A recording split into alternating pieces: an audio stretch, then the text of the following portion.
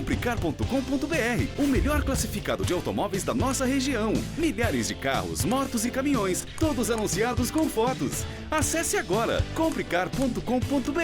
Classificados de automóveis é Comprecar. Mais um veículo 100% elétrico que eu, Jorge Augusto, trago para avaliação completa aqui no canal. O modelo em questão é o E2008 GT da Peugeot. Se você está acompanhando aí o nosso trabalho, viu que em novembro de 2022 teve o lançamento oficial desse carro, que fizemos já um vídeo, inclusive entrevistando o executivo da Peugeot, que explicou muitos detalhes técnicos aqui do carro. Mas agora chegou a hora da gente fazer o nosso teste prático completo, ver como fica a eficiência de consumo, os sistemas de assistência à condução e até mesmo o uso prático no dia a dia. Vamos conferir tudo isso agora. Então vamos fazer um rápido resumo do modelo. Como a gente já explicou, isso aqui é uma espécie de derivação do E208 GT. É a mesma plataforma, a CMP. Inclusive a mesma motorização que o 208 elétrico tem, nós temos aqui no 2008. Então é a mesma tecnologia, só que agora esse carro aqui ele tem um porte maior, né? Muita gente chama isso aqui de SUV, a gente prefere chamar de crossover, mas ainda assim você vai ter mais espaço interno. Pessoal, esse carro é vendido no Brasil numa versão única, não existem opcionais. Do jeito que você vai ver ele aqui no vídeo, é o jeito que você vai encontrar ele na concessionária. Do ponto de vista visual, essa única versão já traz, olha, rodas em liga leve e aro 18 polegadas, com pneus 215 de largura, perfil 55. Mas olha a curiosidade, roda em liga leve, diamantada, porém este elemento aqui que vocês estão vendo é uma peça de plástico montada sobre a roda, não é a parte metálica da roda, diferente, né? Outra coisa, pintura Biton, né? Então a parte de baixo é a pintura que você consegue escolher e o carro vem sempre com essa parte superior pintada em preto do teto. Inclusive tem aqui a barra, que você pode comprar aquelas barras transversais para usar como rack. Também temos aqui o espelho lateral pintado em preto piano, acompanhando aí o tom do teto. E aqui na frente, não dá para deixar de falar dessa grade, que tem elementos aqui tridimensionais, fica bem diferente, inclusive o detalhe do elemento acompanha aí a pintura do carro. O visual é bem interessante. Destaque aqui no modelo a belíssima assinatura luminosa, tudo aqui na frente em LED. Isso aí que vocês estão vendo aceso é o DRL do carro. Então a gente tem essa que é a parte de baixo, que rasga aí o para-choque, e mais os 3 segmentos na parte superior onde você tem o farol. Aí nós temos aqui a lanterna do carro, temos também aí o farol, também totalmente em LED, do tipo projetor. O farol alto, temos aí a luz de pisca e até mesmo o farol auxiliar. Tudo em LED, o que garante bastante eficiência à noite. O E2008 GT traz um sistema de assistência à condução completo. A gente tem aqui no para-brisa uma câmera que filma permanentemente a pista. E aqui na parte de baixo do para-choque, esse quadrado aqui é um radar frontal. Esses elementos trabalham juntos. Então a gente tem, por exemplo, controle de cruzeiro adaptativo com aquela função stop and go, que quando você está no trânsito pesado, ele para o carro, se o carro da frente inicia o movimento, ele inicia automaticamente. E aquela câmera ali ajuda o carro a ter o sistema de permanência de faixa. Inclusive aqui temos o centralizador de faixa, que quando você está na rodovia, ele não vai atuar só quando o carro está saindo da faixa, ele mantém o carro centralizado na faixa. Então, usando o controle de cruzeiro adaptativo, mais o sistema de permanência de faixa com centralização, você faz viagens muito mais agradáveis. Temos aqui mais alguns sensores. 4 aqui na frente, do tipo de ultrassom, que também fazem par com os 4 sensores lá ali na parte traseira, para as manobras de baixa velocidade. Os mais atentos vão notar que também tem sensor de ultrassom aí na lateral, um aqui na frente e outro sensor aqui na parte traseira. Você deve estar pensando, será que esse carro tem sistema de parque assist? Não, ele não tem. O que acontece é que esses sensores são utilizados aí para um indicador de ponto cego, né? Quando tem um carro nessa região na estrada ou até mesmo numa via rápida na cidade, ele acende um LED aqui no espelho lateral, tanto do lado esquerdo quanto do lado direito. Aqui nós temos o motor do carro, que como os carros a combustão, também tem alguns acabamentos que você consegue retirar com uma certa facilidade, né? Bom, esse motor 100% elétrico tem uma potência equivalente a 136 cavalos. Mas o que impressiona aí é o torque, né? Porque são 26,5 kgfm. Se a gente fosse fazer uma analogia com o motor a combustão, talvez aí um motor 1,4 litro turbo, 1,3 litros turbo. Pois bem, esse motor aqui, pessoal, por ser um veículo 100% elétrico, não tem caixa de câmbio, né? Então ele vai ligado quase que diretamente às rodas. Você não tem aí as mudanças de marcha como ocorre no motor a combustão. E nesse carro aqui, o sistema de tração é apenas nas rodas dianteiras.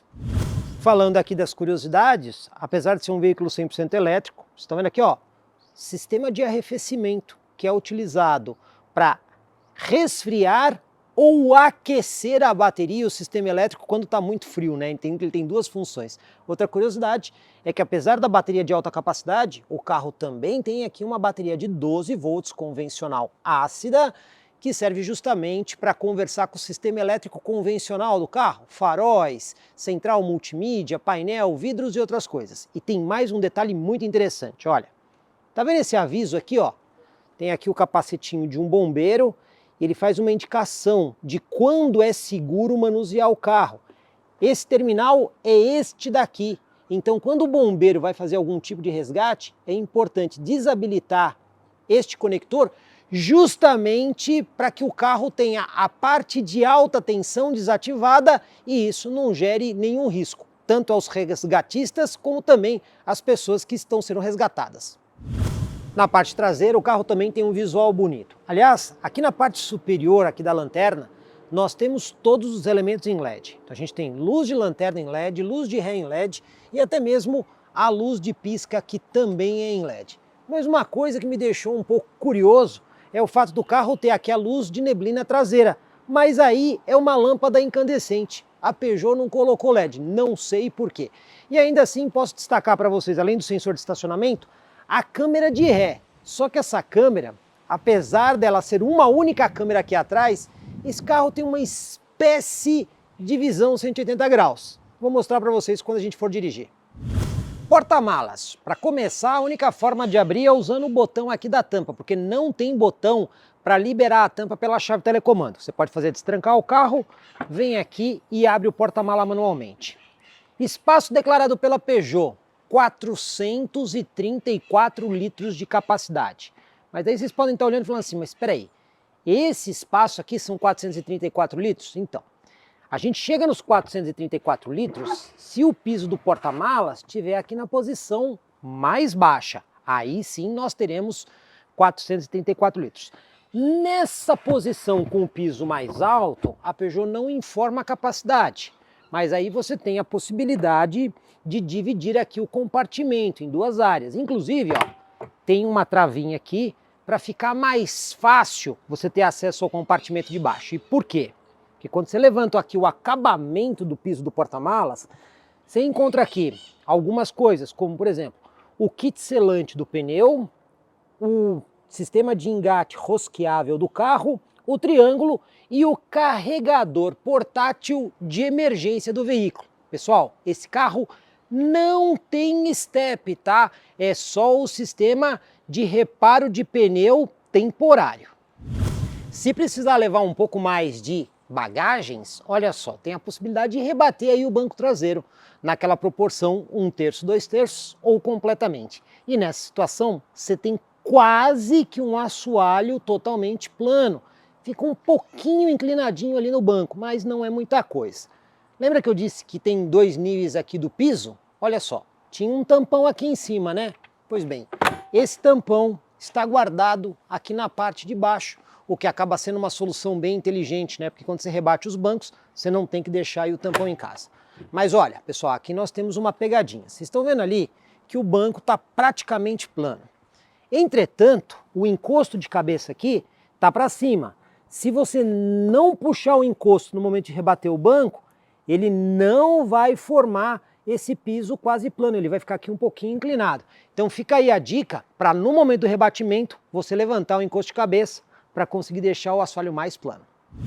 O modelo tem 2,60 metros no entre-eixos, o que é uma medida bastante próxima aí dos crossovers compactos que nós temos no Brasil. Eu ajustei os dois bancos dianteiros de forma confortável para eu sentar lá na frente. Olha só, meu joelho em relação ao encosto, ele está relativamente próximo. Quando a gente fala de movimentação de pés, ela não é tão generosa assim. A gente encontra mais algumas coisas aqui atrás. Essas bolsinhas aqui no encosto traseiro para você guardar revistas. Tem também essas tomadas aqui USB do tipo A, duas para carregamento de dispositivos. Alça de segurança aqui no teto e ó, sistema de iluminação aqui em LED, só tocar acende. E também ó, o teto solar panorâmico, que quem vai aqui atrás participa um pouco da visão superior. Agora, eu senti falta de algumas coisas, como por exemplo, saída de ar-condicionado aqui no banco traseira e até mesmo o descansa-braço aqui, que esse carro não oferece. Na posição do motorista, vamos começar pelo acabamento da porta. A gente consegue ver. Este material aqui é um material suave ao toque. Aí você tem este acabamento que tem um visual aí diferente. Detalhe aqui em preto brilhante. Couro acolchoado, onde você tem aqui as pegas. E porta-objetos aqui nessa região. Inclusive você tem um design diferente da porta que acaba meio que encaixando aqui nessa saída de ar projetada, né? E tem uma continuidade do acabamento ali da porta em relação ao painel. Os ajustes que a gente tem aqui é a coluna de direção com ajuste de profundidade e ajuste de altura. Aliás, é aquela direção com diâmetro menor, onde você vê o painel pela parte de cima. O banco do motorista também tem todos os ajustes manuais. A gente está vendo aqui ó, o ajuste de altura, tem aqui o ajuste de distância, mas olha só, o ajuste de encosto do banco fica nessa posição aqui. E é uma posição um pouco ingrata para você colocar a mão, você está vendo? Ó, meu relógio já está batendo aqui na lateral do carro, então essa aqui não fica muito prática para você conseguir fazer o ajuste aí do encosto. Uma das coisas que a gente não pode esquecer é o forramento em couro dos bancos, que tem uma excelente qualidade e vocês estão vendo que ele tem uma espécie de alto relevo, né, na parte onde você senta. É bastante agradável ao toque e muito confortável. Também temos aqui ó, o descansa-braço, inclusive com a tampa acolchoada em couro. Quando você levanta tem porta-objetos. Aqui a gente consegue ver que ele é bastante fundo para guardar várias coisas. E este pontinho aqui do porta-objetos serve para você guardar moeda ou até mesmo alguns que gostam de deixar a chave no carro, está em uma posição legal. Você também tem aqui dois porta-copos. O modo de seleção de condução, esse carro tem 3, freio de estacionamento elétrico e olha só o sistema de câmbio, é diferente, né? É um botão onde você tem aqui a seleção de ré, neutro, drive e até mesmo um botão para regeneração de energia. Vamos falar sobre isso dirigindo. Tem mais esse porta-objetos aqui com uma tomada 12 volts e quando você aperta aqui, ó, carregador de celular por indução e aqui fica muito prático para você colocar o smartphone. A gente ainda encontra uma tomada USB do tipo C dedicada para carregamento e essa outra USB do tipo A para você fazer a integração Android Auto e Apple CarPlay com cabo. Para fazer aqui o carregamento do veículo é muito simples. Você tem essa portinhola onde você tem acesso aos conectores. Este aqui na parte de cima é o de corrente alternada do tipo 2, mas o carro também tem a possibilidade de você carregar em corrente contínua. Aí forma um conector completo aqui, que é o CCS tipo 2. O tempo de carregamento vai depender da potência do carregador e o tipo de tecnologia que você está usando, ou AC ou DC. Em situações muito pontuais, você pode usar este carregador que acompanha o veículo. Inclusive, ele tem aqui a tomada do padrão brasileiro para você ligar em 220, sempre lembrando que esse pino terra tem que estar funcional para ele conseguir operar corretamente. Só que a potência máxima desse carregador é muito baixa, são apenas 2,3 kW. E se você for usar esse carregador para carregar completamente a bateria, o carro vai demorar bastante. Então, o objetivo desse equipamento acompanhar o carro é para ser utilizado apenas em situações muito pontuais, onde você não tem um carregador mais potente. Agora, se você vai ter um veículo 100% elétrico na sua garagem, você precisa ter um carregador de parede na sua casa. E nesse ponto, eu recomendo para vocês esse aqui, ó, VMOB Wall da WEG, equipamento fabricado no mercado brasileiro com garantia aqui no Brasil, inclusive para reposição de peças, que tem aí uma potência máxima de 7,4 kW. É um equipamento que para você montar na residência, você só precisa aí de 2 fases de 110 e o aterramento. e você vai ter a potência máxima de 7,4 kW, que é inclusive a potência máxima que esse carro aceita no AC do tipo 2. E olha só, se o carro estiver completamente descarregado, utilizando ali o V-Mobile Wall, você vai precisar de um pouco mais que 6 horas para fazer o carregamento completo da bateria do veículo. Utilizando então o carregador, o V-Mobile Wall, que fornece 7,4 kW de capacidade, inclusive é a máxima capacidade que você consegue colocar aqui em corrente alternada do tipo 2, quanto tempo a gente vai levar para carregar o carro? Olha só, a bateria está com um pouquinho mais que 70%. E nesse ritmo, ele vai levar aproximadamente 2 horas e 20 para fazer a carga completa do veículo. Com esse carregamento, a gente tem aqui em torno de 40 km de autonomia a mais por cada hora de carga. A gente consegue ver que é muito mais prático utilizando um carregador de parede. É sempre bom lembrar que quem controla o processo de carga do veículo é o carro e não o carregador. Portanto, se você tentar fazer aqui a liberação do carregador, não é o carregador que vai desconectar, é o carro que faz essa liberação. E para isso, o que você tem que fazer? Destrancar o carro, justamente para parar o carregamento, o LED fica aqui até branco, e aí sim você consegue liberar o carregador do veículo. Central multimídia aqui no E2008 é bastante completa, né? Então ela tem essa tela que é bem horizontal e você tem uma série de comandos onde você consegue acessar os menus, né? Então nesses botões aqui, você tem esses botões físicos, mas você também tem a parte de cima que são botões touchscreen, né? Então olha só, aqui nós temos a função de áudio, o atalho para climatização do carro, que é um ar-condicionado digital e automático de simples zona, o mapa de GPS embarcado, então não depende de sinal de celular para funcionar. Aqui você tem um menu de funções do veículo, onde você consegue configurar coisas como, por exemplo, farol alto automático, o controle de tração, você tem alguns outros parâmetros do veículo para quando você vai fazer manobras, por exemplo, o ajuste dos faróis de iluminação, tem a questão da parte de segurança, da assistência à condução. Você também tem aqui o menu para o celular quando conectado por Bluetooth, por exemplo. Um botão de menu que dá acesso, por exemplo, à integração Android Auto e Apple CarPlay que esse carro tem. E até mesmo um menu que mostra a questão da energia do veículo, né? Como está a carga da bateria, as estatísticas de utilização do carro e se você quiser fazer programações de carregamento. Não é muito útil no Brasil, porque isso serve mais para a Europa, onde você tem tarifas diferentes de acordo com o horário do dia, né? Então você pode programar o carro para começar a carregar num determinado horário, mas isso no Brasil não faz muito sentido. Além desses botões aqui na parte superior, você também tem aqui no cantinho o aquecimento do banco do motorista em 3 níveis e o banco do passageiro também em 3 níveis diferentes. E aí quando você está aqui na parte de climatização, aí você tem alguns botões físicos aqui para o sistema de ar-condicionado. Você tem aqui, por exemplo, a renovação, você tem esse botão aqui que você liga e desliga de forma rápida o ar-condicionado. Quando você entra no carro e o carro está muito quente, você quer colocar rapidamente o ar-condicionado no máximo, apertou esse botão, ele já põe o ar-condicionado no máximo, apertou de novo, ele volta para a programação que você tinha aqui deixado, né? Você também tem aqui o desembaçador do para-brisa usando um ar-condicionado e o desembaçador do vidro traseiro. Então, esses botões físicos servem mais para essas funções rápidas, né? Além do botão de pisca quando o carro está parado na pista e esse aqui que faz o trancamento e destrancamento das portas. Na hora de manobrar esse carro, ele tem uma câmera traseira, mas que ele emula um sistema de 180 graus. Como é que é isso?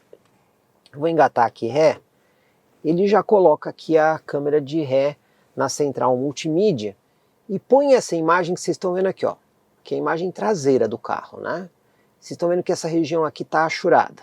Agora olha só, quando eu dou ré com o carro, além dele ter a linha de guia dinâmica, eu vou fazer até aqui a ré em curva. Olha o que ele faz isso aqui. Ele grava a imagem por onde o carro está passando. Detalhe, isso aqui não é imagem em tempo real. Ele está gravando o caminho por onde o carro está passando. Então ele te dá uma solução de visão 180 graus, mas imagem gravada. Agora olha que interessante. A gente tem ali atrás a árvore, vou até usar aqui a linha de guia para a gente poder se aproximar. Olha, o sensor de estacionamento traseiro já acionando, Mas olha só, eu vou parar o carro aqui um pouquinho, vou ficar com ele parado um tempinho. O que vai acontecer com essa imagem aqui que ele gravou? Ela vai começar a desaparecer. E por que ela desaparece? O motivo é simples, como é uma imagem gravada, olha só, já desapareceu.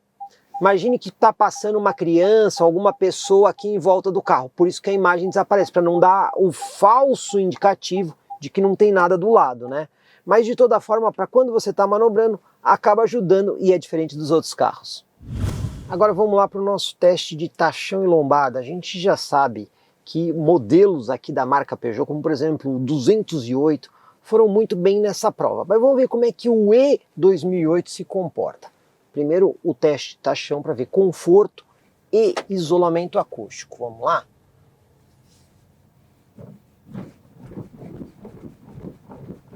Olha, em matéria de conforto vai bem, tá? E isolamento acústico também, quando a gente compara aí com outros veículos que estão nessa categoria, eu vou dizer, tem uma suspensão confortável. E você também não percebe muito ruído aqui dentro, o que são dois pontos bem positivos. Agora, na lombada, 30 por hora, vamos buscar o limite do carro, vamos ver como é que ele se comporta, né? Primeira lombada aqui a 30 por hora, olha lá, passou fácil, passou bem, não fez barulho, foi bem tranquilo aí na primeira lombada, mas a gente sabe que a segunda é um pouquinho mais difícil. Vamos ver aqui a segunda, acertando a velocidade. Também passou bem, não bateu, não raspou. Tá mantendo aí a tradição dos veículos da Peugeot nesse tipo de teste. Agora vamos ver o piso desnivelado e a terceira lombada. Vamos ver o isolamento acústico aqui.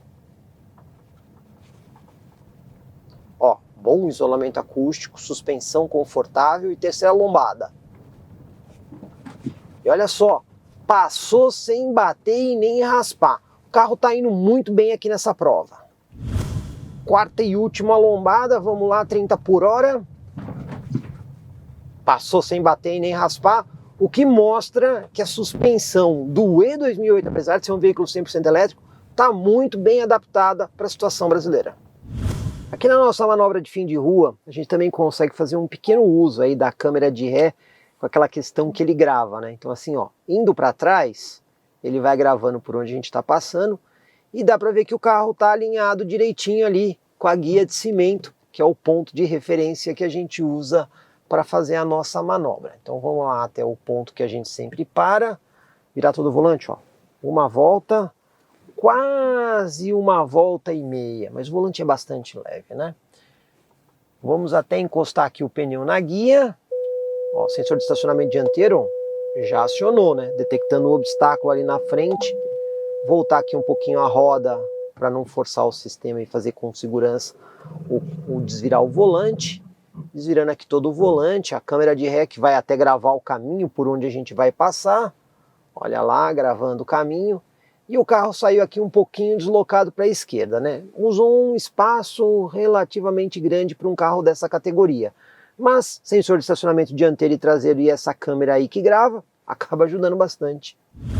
Como funciona o painel aqui do E2008?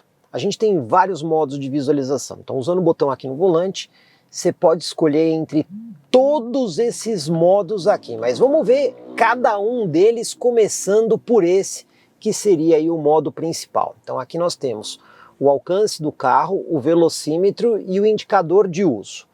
Outro modo que a gente tem disponível é o de condução, para os assistentes de condução que a gente usa na estrada, que inclusive você liga aqui do lado. Então você tem o sistema de permanência de faixa e o de centralização de faixa. Outra visão que a gente tem aqui é a de navegação, que ele projeta o mapa de GPS diretamente na tela do veículo, e aí no caso, se tiver roteado, você tem o caminho indicado aí por essa tela. Você também tem aqui, para aquelas pessoas que não querem o efeito 3D, painel mínimo, né? Então é só a tela da parte de trás, sem essa virtualização em terceira dimensão. O Pessoal 1, que você consegue configurar pela central multimídia aqui, ele está indicando o consumo, por exemplo, do ar-condicionado, né? Tá ligado? Você está vendo ali que tem o consumo do ar-condicionado. O Pessoal 2, ele tem a indicação do computador de bordo, de como é que está o consumo do carro. Nós vamos falar isso quando a gente estiver dirigindo o veículo também. Tem aqui também a visão de energia, né? Então ele mostra o estado da bateria, se o carro está consumindo para andar ou se está fazendo regeneração de energia para os bancos de bateria. E por fim, de novo aqui o modo visores. Então você está vendo que o que não falta aqui é opção de visualização para o motorista. Falando aqui de consumo, pois bem, usando esse modo aqui a informação instantânea está zerada porque o carro está parado. Aí a gente tem o trajeto 1 e o trajeto 2. No trajeto 1, eu andei 31 km e dei uma média aí de 17,9 kWh para cada 100 km. Não é uma média muito boa, tá? Velocidade média de 30 por hora. O que eu vou fazer agora, eu vou zerar o trajeto 1. Tá vendo que tá zerado para a gente fazer uma medição de rodovia. E aqui o trajeto 2, a gente tem uma média de 18,8 kWh para cada 100 km com um histórico de 94 km rodados, né? Então o que a gente quer ver agora é como vai ficar o trajeto 1 de rodovia em relação ao histórico que a gente já andou um pouquinho com o carro. É importante observar que aqui nós temos 3 diferentes modos de condução. Um botãozinho aqui no console que você consegue escolher entre eles, né? Então a gente tem aqui o modo econômico, que quando você aplicar ele, você pode ver até que a autonomia do carro ali muda, ó, 312 km nesse modo. Você também tem aqui o modo normal, que aí é uma utilização cotidiana do carro, ó, a autonomia até caiu um pouquinho ali, 298. E quando você coloca no modo esporte, aí o carro muda também, né? O pedal do acelerador fica muito mais sensível, ele tem uma resposta muito mais rápida, mas também mexe na indicação de autonomia. Como nós queremos ver como o carro se comporta na estrada na situação mais eficiente possível, eu vou deixar ele aqui no modo eco. Por definição, todo carro eletrificado, e não é só o 100% elétrico, estou falando de híbrido plug-in também, quando você tira o pé do acelerador, ele já tem a capacidade de fazer a regeneração de energia, né? Justamente para ser mais eficiente. E aqui não é diferente. Toda vez que você tira o pé do acelerador, ele faz essa regeneração. Só que você pode forçar uma regeneração ainda maior. E nesse carro, aqui do lado do seletor de câmbio, você tem o botãozinho B, que quando você aperta esse botão, ele até indica ali no painel que o B está ativado, ele aplica uma regeneração de energia maior quando você tira o pé do acelerador. Então ele já praticamente começa a fazer uma frenagem do carro. Se você se acostumar a dirigir com isso, você usa muito menos o pedal de freio. E claro, toda vez que você não está acelerando, ele faz uma regeneração maior de energia. A gente tem aqui alguns sistemas de assistência à condução. Já coloquei na tela do assistente e o primeiro que eu vou testar é o permanência de faixa. Botãozinho aqui do lado esquerdo do volante. Vocês já viram que mudou ali, né, na tela. Inclusive ele está com a indicação verde. Significa que ele está conseguindo fazer a leitura da faixa de rolamento. Então, quando eu forço o carro para fora da faixa, olha só o que acontece. Ele atua no volante para trazer o carro para dentro da faixa de rolamento, né?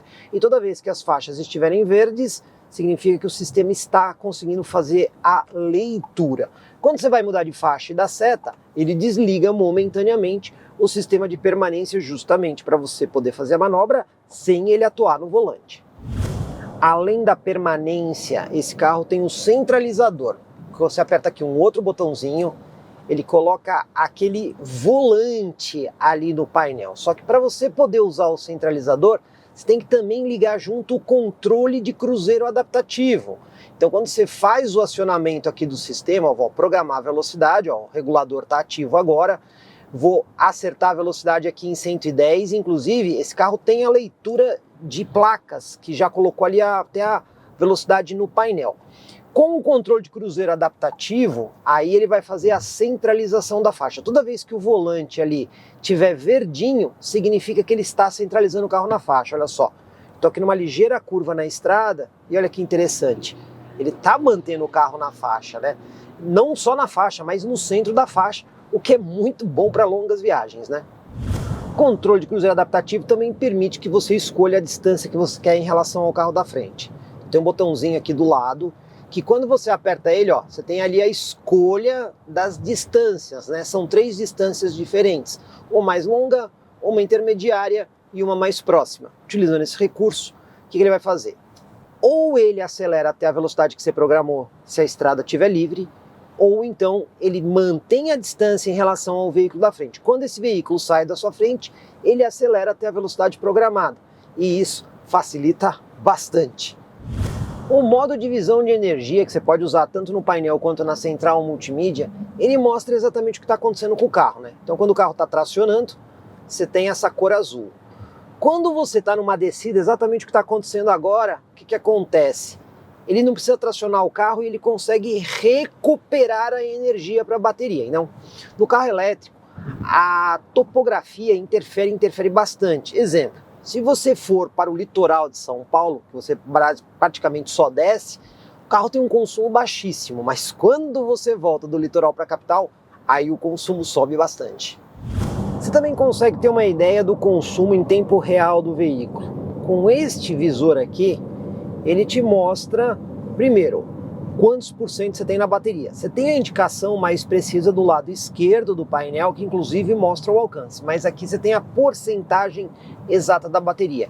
E também o consumo instantâneo do carro, né? Então por aqui você consegue ver se você está acelerando muito ou pouco. Aqui no caso eu estou usando o controle de cruzeiro adaptativo, que ele está mantendo a velocidade, e aí obviamente quando você está numa subida como agora, o consumo sobe. Quando você está no plano, ele estabiliza. Quando você está na descida, o consumo vai a zero e, no caso, até tem regeneração de energia. De toda forma, olhando por aqui, você sabe se você está pisando muito ou pouco.